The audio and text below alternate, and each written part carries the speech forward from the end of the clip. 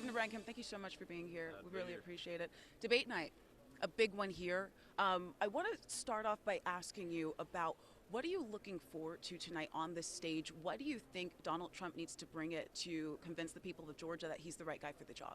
Well, something I've been saying a long time, and I think there's a great opportunity tonight for former President Trump to be forward-thinking, to tell people why they should vote for him. Americans and Georgians, in my opinion, can't afford another 4 years of Joe Biden's leadership, and I think Donald Trump can really contrast that tonight and go after the people that are undecided or that are in this race, or maybe people that don't like both candidates, that are frustrated and don't want to vote at all. I think there's a way he can reach out to them and say, look, I'm going to quit looking in the rearview mirror. I'm going to look forward, tell people what I'm going to do to fix the problems that have been created under Joe Biden's administration, and get those people to come vote for him. Governor, I want to talk to you on kind of a personal note. When I was driving here, my Uber driver, I asked her, hey, who are you going to vote for? She's like, I don't know. I said, who do you think the country was better under, Trump or Biden?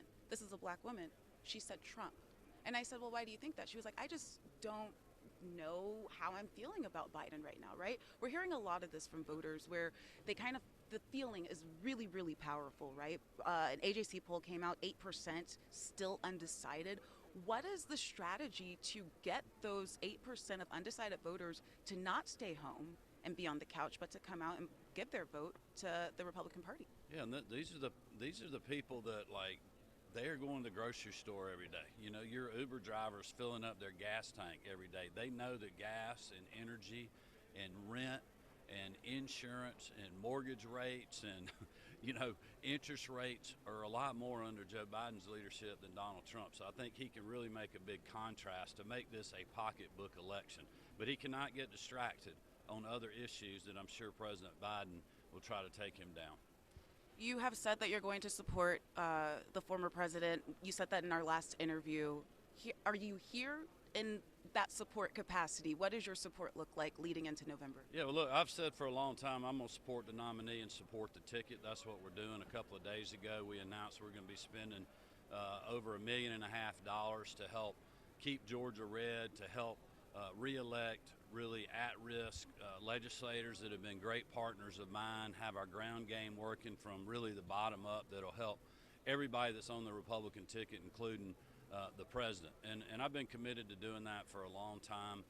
We were very successful doing that in 2022. We were successful doing that in the primary election with our Chief Justice Andrew Pinson in that really polarizing race. And I think we have an opportunity to do that again as we go into November, as long as we continue to tell people about our good record here in Georgia, being the #1 state in the country for business for 10 years in a row, cutting taxes, giving over $5 billion of taxpayers their money back, suspending the gas tax, property tax relief, public safety, making sure that we're keeping our community safe and not wanting to defund the police like the Democrats are doing and have, get out of jail free cards. And I think those are the kind of issues that if President Trump continues to harp on tonight, he's going to overperform with African Americans. He's going to overperform with Latinos and with Asian Americans and with non-traditional Republican voters. That's the key for him tonight. If I could ask you one more question. We hear the policy. People hear President Trump's policies and they like it. But a lot of people have an issue with morals. It's something that you have dealt with, your family has dealt with.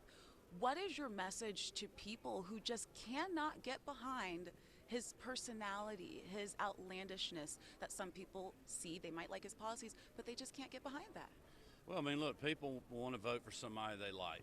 And I think in the last election, that's one reason that people, I think, like Joe Biden more than Donald Trump for different reasons. But I don't think that's the case now. I think people are very disgruntled with Joe Biden because of his policies.